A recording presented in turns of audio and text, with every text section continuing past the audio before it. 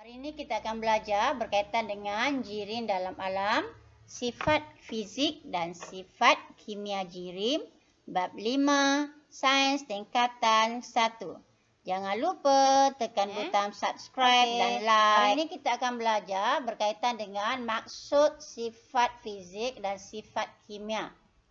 Kita juga akan belajar mengenal pasti sifat fizik jirim dan sifat kimia jirim. Okey, jirim. Kita ulang balik lagi sekali apa maksud jirim. Okey, jirim adalah suatu bahan yang mempunyai jisim dan memenuhi ruang. Dua benda ni penting mempunyai jisim dan memenuhi ruang. Okey, sifat jirim ada berapa? Ya, sifat jirim ada dua, iaitu sifat kimia dan sifat fizik. Okey, apa sifat fizik? Sifat fizik ialah sifat yang kita boleh perhati, kita boleh ukur dan tidak mengubah komposisi bahan. Maksudnya sifat fizik ni kita boleh tahu apabila dia tidak menghasilkan bahan baru, dia adalah sifat fizik. Ya? Okey. Sifat kimia. Ya, apa sifat kimia? Kebolehan suatu jirim berubah ke suatu bahan baru. Maknanya apabila dia menghasilkan suatu bahan baru selepas sesuatu aktiviti, maka itu adalah sifat kimia. Okey, sifat fizik dengan sifat kimia. Dekat sini ada beberapa gambar. Daripada gambar A sehinggalah gambar F. Okey. Dan kita tahu bahawa air mendidih pada suhu 100 darjah Celsius. Okey, rujuk gambar A. Ya. Air mendidih pada suhu 100 darjah Celsius dan aiskrim melebur pada 0 darjah Celsius. Ya. Jadi, adakah bahan baru terbentuk? Tiada bahan baru terbentuk. Ya. Okey, yang C. Kertas terbakar apabila dikenakan haba. Adakah bahan baru terbentuk? Ada. Apa dia? Asal dia kertas. Lepas dibakar, dia akan membentuk abu. So, bahan baru terbentuk. Ya. Okey, D. Sudu menjadi panas apabila diletakkan ke dalam air panas. Adakah bahan baru terbentuk? Sebelum masukkan dalam air itu sudu, selepas awak masukkan, adakah sudu itu berubah membentuk bahan yang lain? Jawapannya tidak. So, sudu tidak berubah. Okey, kemudian. Kunci berkarat apabila didedahkan kepada air dan udara.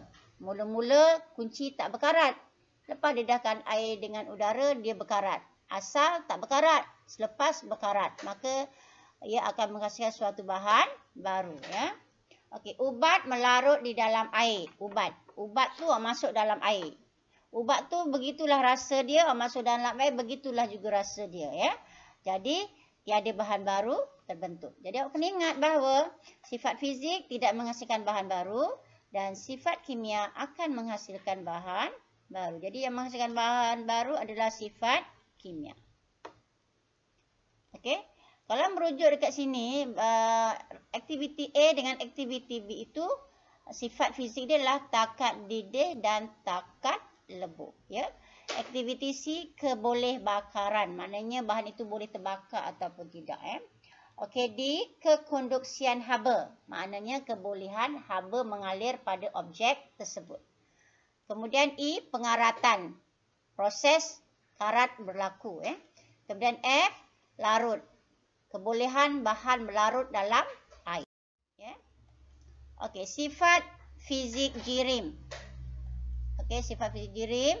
Tadi dah diceritakan sebelum ni, iaitu takat didih dan takat lebur.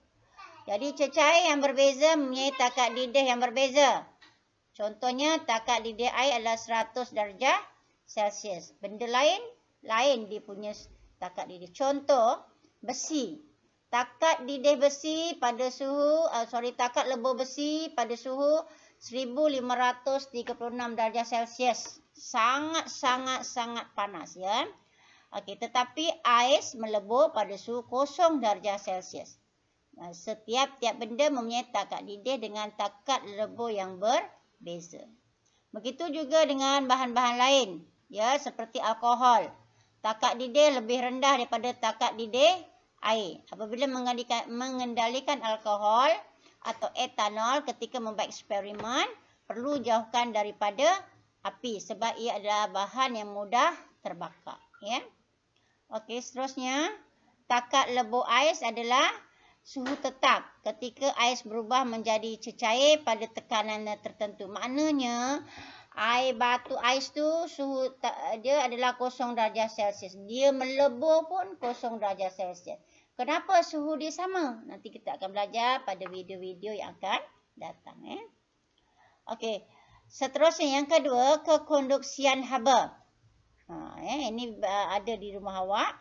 Di mana periuk yang kita gunakan diperbuat daripada logam. Kenapa logam?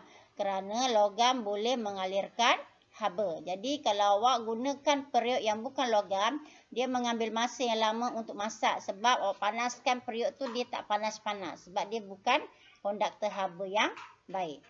Okey, bahagian pemegang periuk itu diperbuat daripada penebat. Kenapa? Memudahkan kita untuk mengambil, memegang atau mengangkat periuk dan untuk kegunaan-kegunaan yang lain.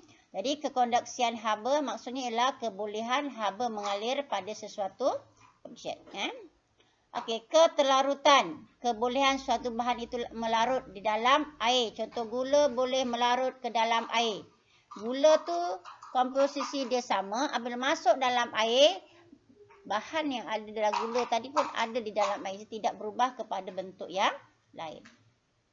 Seterusnya ketumpatan. Apakah ketumpatan?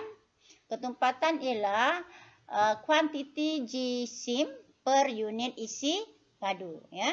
Jadi kalau nak lebih faham, awak tengok cawan ni, minyak berada di atas, air berada di bawah. Minyak berada di atas kerana minyak kurang tumpat dari air.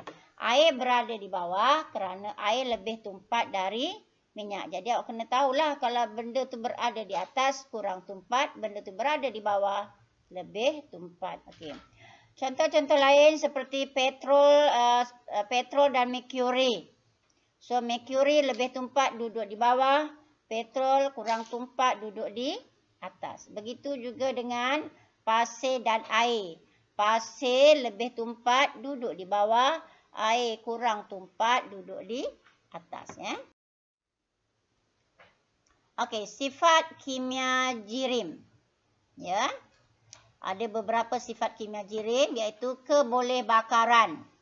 Contoh petrol, dia mudah terbakar. Jadi pada petrol itu ialah sifat kimia. Pengaratan juga sifat kimia. Kenapa? Sebab dia menghasilkan suatu bahan baru. Asalnya besi saja, ferrum sahaja. Apabila sudah berkarat membentuk ferrum oksida atau besi oksida. So ferrum dengan besi oksida adalah dua bahan yang berbeza.